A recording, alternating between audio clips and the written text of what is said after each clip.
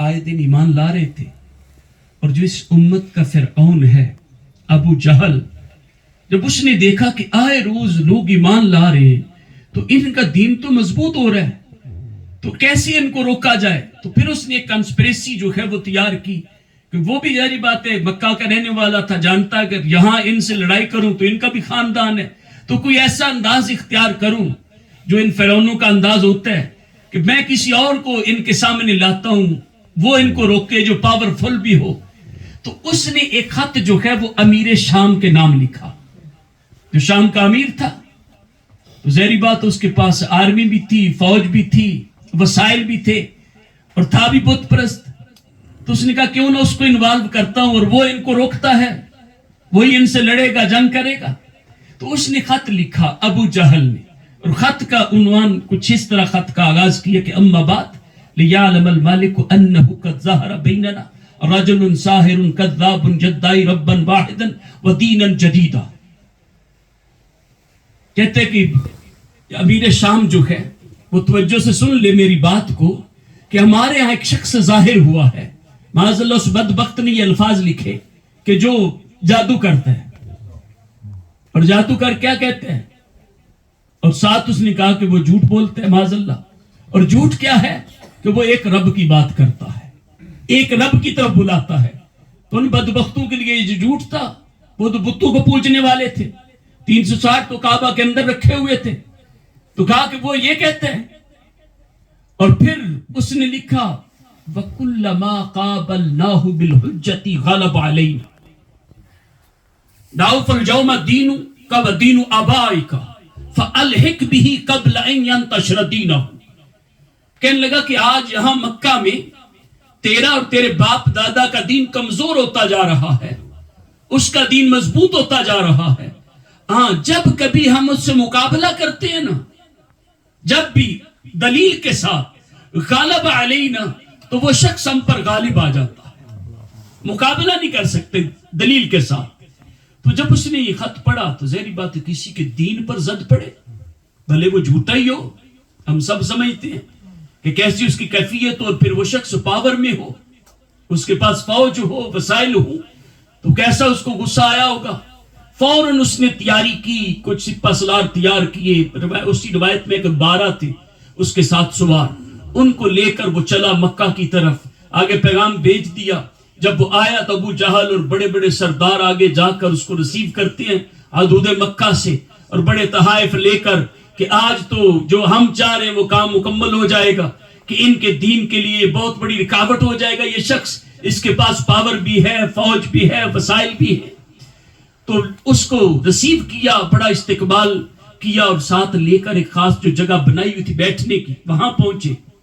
وہاں جب بیٹھے تو اس نے کہا ابو جہل کو مخاطب کر کے کہ بتاؤ بھائی کون ہے وہ شخص اور کیا کہتا ہے۔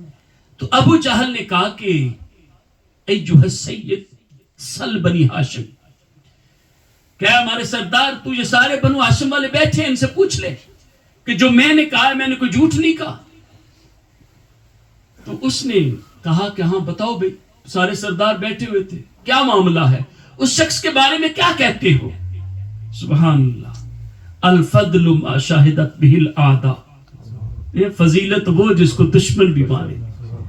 جب پوچھا کہ کیا کہتے ہو اس شخص کے بارے میں جس کے بارے میں ابو جہل نے لکھا ہے، تو وہ کہنے لگے نعرفہ بالصدق فی صغرہ ولما بلغ 40 سنة جعل یسب آلہتنا ویظہر دین غیر دین آبائنا۔ وہ سارے یک زبان بولے کہ ہاں ہم اس شخص کو جانتے ہیں، بچپن سے جانتے ہیں کہ اس نے کبھی جھوٹ نہیں بولا۔ دشمن بھی گواہی دے رہے، جو جان کے دشمن ہے، دین کے دشمن ہے، اور بلائے اس لیے کہ آ کر روک کے، لیکن جب بات ہوتی ہے ان کی صداقت کی تو دشمن بھی گواہی دیتا ہے نعرفہ بالصدق فی صغرہ، اس کو بچپن سے جانتے ہیں، کبھی اس نے جھوٹ نہیں بولا۔ ہاں یہ ہوا کہ جب ان کی عمر 40 سال کی ہوئی ہے نا، تو ہمارے بتوں کو برا کہنا شروع کر دیا کہ یہ کچھ نہیں کر سکتے، ان کی کوئی حیثیت نہیں، اور ایک نئے دین کا پرچار شروع کیا ہے، اور ایک رب کی طرف دعوت دینا شروع کر دی ہے، یہ معاملہ ہے۔ اب اس کو بڑی تشویش ہوئی، ایک طرف یہ کہتے ہیں اس بدبخت نے لکھا کوئی شخص جھوٹ بولتا ہے، یہ سارے کہہ رہے ہیں کہ نعرفہ بالصدق فی ذکرہ، کہ اس کو بچپن سے جانتے ہیں، کبھی اس شخص نے جھوٹ نہیں بولا، اور ساتھ یہ باتیں بھی کرتے ہیں اور تشویش ہے۔ تو اس نے اپنے ایک سوار کو کہا کہ تم جاؤ اور جا کر محمد عربی صلی اللہ علیہ وسلم سے کہو کہ ہمارا امیر آپ سے ملاقات چاہتا ہے۔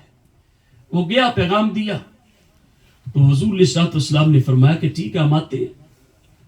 نبی اکرم صلی اللہ تعالی وسلم نے جبہ مبارک زیب تن کیا، امامہ شریف سر انور پر سجایا، اور کشانہ نبوت سے نکلے خرامہ چلتے ہوئے، اور سیدنا صدیق اکبر بھی پیچھے جہاں سارے کفار بیٹھے ہیں، بڑے بڑے سردار بیٹھے ہیں جو دشمن ہیں، جب سرکار کی آمد ہوئی نا تو نہ چاہتے ہوئے بھی سب کھڑے ہو، اب رب کو منظور تھا نا، سب کھڑے ہو گئے اور آواز باغتا ہے، کسی کو بولنے کی سکت نہیں ہے، دیکھ رہے۔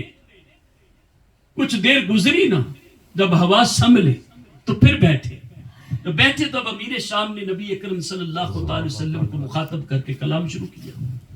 اس نے کہا یا محمد ان للانبیاء کلہم معجزات، اللہ کا معجزہ، یا محمد صلی اللہ علیہ وسلم جتنے بھی انبیاء آئے ہیں، اب وہ بادشاہ تھا، اس کی معلومات کیسی ہوں گی، تو اس نے کہا کہ جتنے بھی انبیاء آئے ہیں، ہر نبی ایک خاص معجزہ لے کر آتا تھا جو اس کی نبوت کی دلیل ہوتا تھا۔ تو ہر نبی کے پاس ایک خاص معجزہ جو اس کی نبوت کی دلیل ہوتا تھا وہ لے کر آتا تھا، اور ضرورت پڑنے پر وہ دکھاتا تھا لوگوں کو کہ میں سچا نبی ہوں۔ اس کے ذریعے تصدیق ہوتی تھی اس کی رسالت کی، نبوت کی۔ تو آپ کا وہ خاص معجزہ کون سا ہے جو ہر نبی کو ایک معجزہ ملا؟ تو میرے آقا صلی اللہ علیہ وسلم نے شان محبوبی کا اظہار فرمایا اور فرمایا کہ اے امیر شام، تو کہہ رہا ہے کہ میں وہ کون سا خاص معجزہ لے کر آیا ہوں؟ فقال علیہ السلام ماذا تريد، میں یہ نہیں کہتا کہ میں یہ معجزہ لے کر آیا ہوں، بلکہ تو بتا تو کون سا معجزہ دیکھنا چاہتا ہے۔ کسی ایک معجزے کی بات ہی نہیں، تو بتا کون سا معجزہ دیکھنا چاہتا ہے۔ جب اس نے یہ سنا، اب وہ اس کی معلومات بھی تھی اور وہ جانتا بھی تھا، تو آپ بھی سن لیجئے اگر نہیں آپ اس سے پہلے جانتے تو، کہ جادو جو ہے وہ صرف زمینی چیزوں پر ہوتا ہے، آسمانی چیزوں پر جادو کا اثر نہیں ہوتا۔ تو اب ان نے لکھا ہوا تھا کہ وہ جادو کرتے ہیں، تو اس نے اسی بنا پر ایسا معجزہ مانگا، طلب کیا کہ جو جادو کے ذریعے دکھائی نہیں جا سکتا تھا، جادو ہو نہیں سکتا تھا۔ تو اس نے کہا کہ اریدو، اب وہ بولنا شروع ہوا کہ اریدو ان تغیب الشمس وتخرج القمر وتنزله الى الارض وجعله منشقا نصفين ثم يعود الى السماء قمرا منيرا۔ کہتے ہاں میں چاہتا ہوں، میں دیکھنا چاہتا ہوں کہ یہ سورج چمک رہا ہے، آپ اس کو حکم دے، اشارہ کریں، یہ غائب ہو جائے، چاند نکل آئے، جب چاند نکل آئے آپ اس کے 2 ٹکڑے کر دیں، 2 ٹکڑے کر کے زمین پر اتار دیں، پھر آپ حکم دیں دونوں ٹکڑے اڑیں، آسمان پر جا کر پورا چاند بن جائے، پھر چاند غائب ہو جائے، سورج نکل آئے۔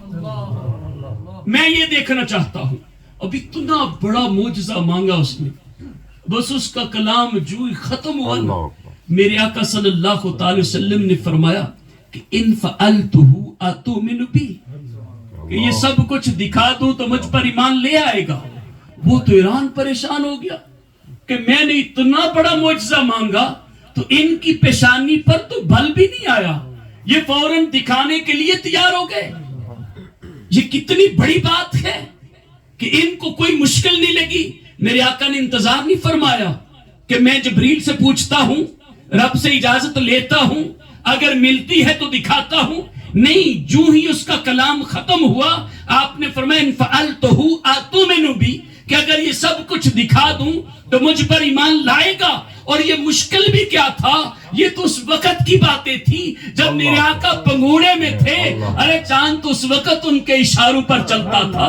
حضرت عباس رضی اللہ کو تعالی عنہ سرکار کے چچا نے کہا تھا نا یا رسول اللہ، آپ کی نبوت کی علامت تو میں نے اس وقت دیکھی تھی کہ جب آپ پنگوڑے میں تھے، تو تناغل قمر، آپ چاند سے باتیں کر رہے تھے، چاند سے باتیں کر رہے تھے، اور جس طرف تشیر الیہ باصبعک حیث اشرت الیہ مالا، اور جس طرف آپ کی انگلی جاتی تھی نا چاند ادھر ہی چلا جاتا تھا۔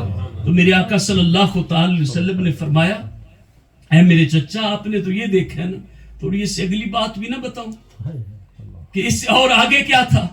فرمایا کہ میں چاند سے باتیں کرتا تھا، چاند مجھ سے باتیں کرتا تھا، وَيُلْهِينِ عَنِ الْبُكَاءِ، وہ میرا دل بہلاتا تھا، اور جب وہ عرش کے نیچے سجدہ کرتا تھا تو اس وقت میں اس کے سجدہ کرنے کی آواز بھی سنتا تھا۔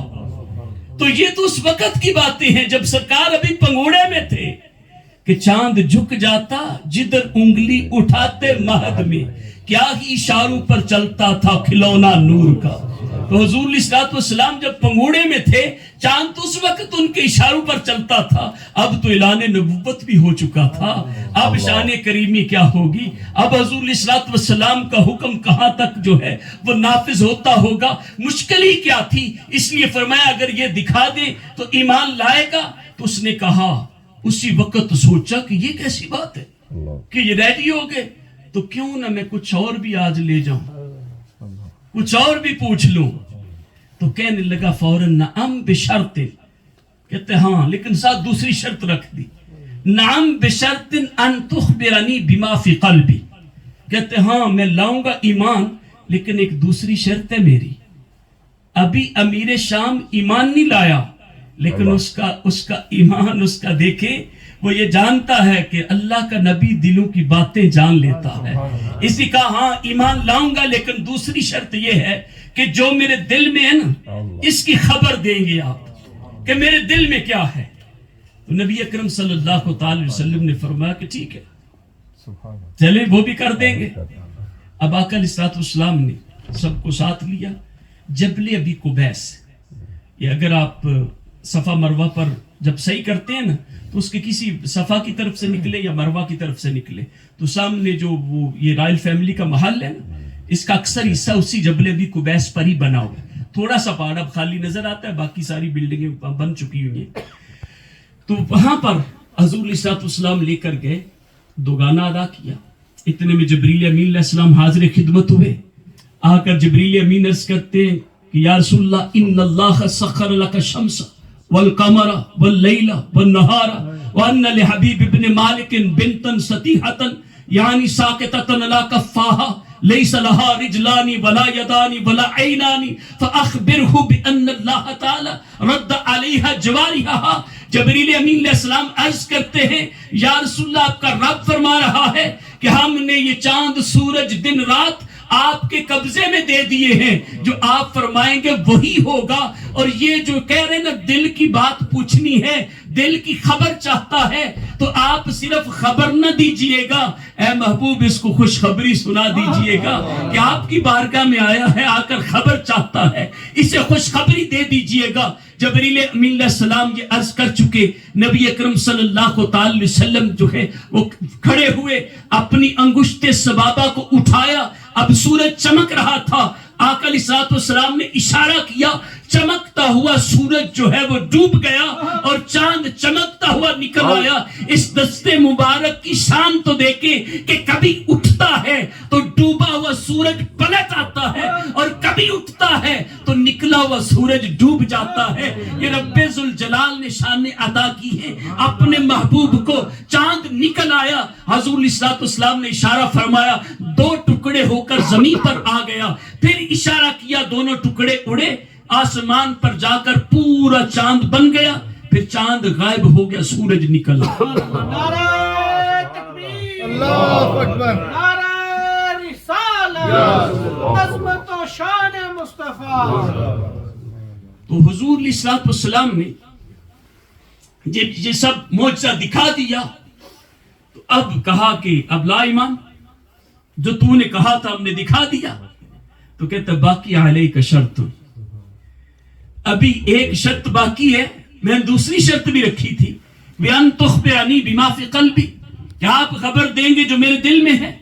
تو حضور علیہ الصلوۃ والسلام نے ارشاد فرمایا سن، إِنَّ لَكَ ابْنَةً سَتِيحَةً وَقَدْ رَدَّ اللَّهُ عَلَيْهَا جَوَارِحَهَا، ارے سن، تو چاہتا تھا کہ ہم تجھے خبر دیں کہ تیرے دل میں کیا ہے. اصل میں وہ آتے ہوئے اس کی ایک ہی بیٹی تھی جو اپاہج تھی، ڈس ایبل تھی، چل نہ سکتی تھی، بول نہ سکتی تھی، دیکھ نہ سکتی تھی، اس کے ہاتھ پاؤں کام نہ کرتے تھے، کمپلیٹلی ڈس ایبل تھی. تو اس کے بارے میں پوچھنا چاہتا تھا کہ میں کس کو چھوڑ کے آیا ہوں، یہ خبر چاہتا تھا. تو میرے آقا نے فرمایا کہ سن، تو خبر چاہتا تھا کہ پیچھے کس کو چھوڑ کر آیا ہے، ہم خبر نہیں تجھے خوشخبری دیتے ہیں. ارے جس اپاہج بیٹی کو تو چھوڑ کر آیا تھا، ہمارے صدقے سے اللہ تعالیٰ نے اس کو تندرستی عطا کر. نعرہ تکبیر، نعرہ رسالت، سرکار کی آمد، مٹھار کی آمد، مکی کی آمد، مدنی کی آمد، پرنور کی آمد. مرحبا یا مصطفیٰ. تو وہ تو حیران پریشان ہو گیا کہ میری اس بیٹی کے بارے میں تو یہاں جانتے ہی کوئی نہیں تھا. تو یہ صرف خبر نہیں دے رہے بلکہ یہ تو خوشخبری سنا رہے. وہ اسی وقت کھڑا ہو گیا، کہنے لگے یا اہل مکہ لا کفر بعد الایمان اعلموا انی اشہد ان لا الہ الا اللہ وان محمدا عبدہ ورسول. وہ کہنے لگا اے کفار مکہ، اب ایمان کے بعد کفر نہیں رہ سکتا. تم گواہ ہو جاؤ کہ میں گواہی دیتا ہوں اللہ ایک ہے اور محمد صلی اللہ تعالی وسلم اس کے بندے اور سچے رسول ہیں. جب اس نے یہ اعلان کیا تو ابو جہل بدبخت، جس نے بلایا تھا روکنے کے لیے، وہ کہنے لگا تو من بہذا ساحر. معاذ اللہ اس بدبخت نے کہا کہ تو بھی اس جادوگر پر ایمان لے آیا. اصل تو یہ تھی نا کہ تو بھی ان کی زلفوں کا اسیر ہو گئے. تجھے بلایا تھا روکنے کے لیے اور تو بھی ان کی غلامی میں آ گیا.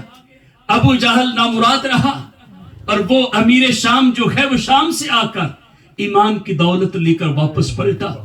اپنے محل میں گیا، جس کمرے میں اس کی بیٹی ہوتی تھی. جب اس کا دروازہ ناک کیا، دروازہ کھلا تو اس کی آنکھیں کھلی رہ گئی کہ اس کی وہ بیٹی جو ستیحہ تھی، کمپلیٹلی ڈسیبل، اپاہج تھی، آج وہی دروازہ کھول رہی ہے، تندرست و توانا ہے اور وہ بھی پڑھ رہی ہے اشہد ان لا الہ الا اللہ وان محمد عبدہ ورسول. کہ میں بھی گواہی دیتی ہوں کہ محمد صلی اللہ ایک ہے اور محمد صلی اللہ تعالی وسلم اس کے بندے اور سچے رسول ہیں. جب اس نے یہ سنا تو کہنے لگا کہ بیٹی من این علمت هذه الکلمات، کہ تو نے یہ کلمہ کہاں سے سیکھ لیا؟ میں تو مکہ میں گیا تھا، وہاں سے یہ برکتیں لے کر آیا ہوں، وہاں کلمہ سیکھ کر آیا ہوں، پڑھ کر آیا ہوں، تجھے کیسے یہ کلمہ پڑھنا آ گیا؟ وہ کہنے لگی رات سوئی تھی، کوئی خواب میں آیا کہہ رہا تھا تیرے باپ نے یہ کلمہ پڑھ لیا ہے، تو بھی پڑھ لے، جب صبح اٹھو گی تو تندرست و توانا ہوگی. میں نے خواب میں یہ کلمہ پڑھا، جب صبح اٹھی ہوں میری زبان پر کلمہ جاری تھا اور میرے تمام اعضاء بھی صحیح سلامت ہو چکے تھے. تو اللہ تبارک و تعالیٰ نے اپنے محبوب کو کیسی شان کریمی عطا کی ہے، شان محبوبی عطا کی ہے، ان کو مختار کل بنایا ہے.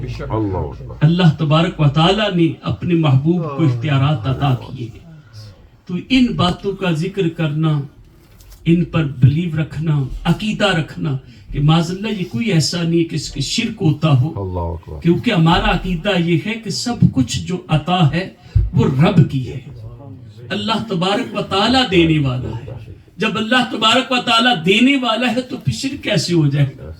شرک تو ہے اس کی کسی صفت میں شریک اس کا پارٹنر بنائیں. تو ہم تو کہتے ہیں رب نے عطا کیا ہے. اب رب کی عطا کرنے میں کسی کو تکلیف ہے تو وہ اپنے ایمان کی خیر بنائے.